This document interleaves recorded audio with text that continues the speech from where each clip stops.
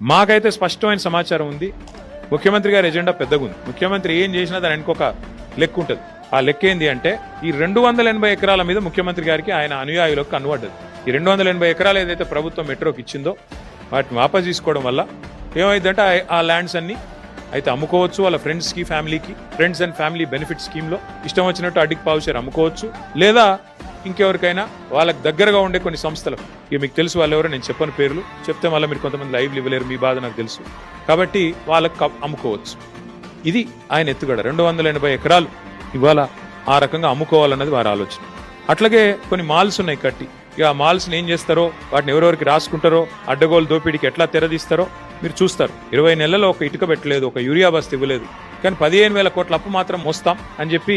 ఇంకా విచిత్రం ఏంటంటే నాకు చాలా ఆశ్చర్యం అనిపించింది. చెప్పేటోళ్ళకి లేదు కానీ రాష్ట్రాలకు అయితే ఉండాలి కదా. ప్రభుత్వ చేతికి మెట్రో ఇన్ని రోజులు ప్రభుత్వం చేతిలో కాకపోతే ఎవరి చేతిలో ఉంది మెట్రో? కొద్దిగా రాసేటప్పుడు చూసుకొని ఆలోచించుకొని రాయాలి కదా.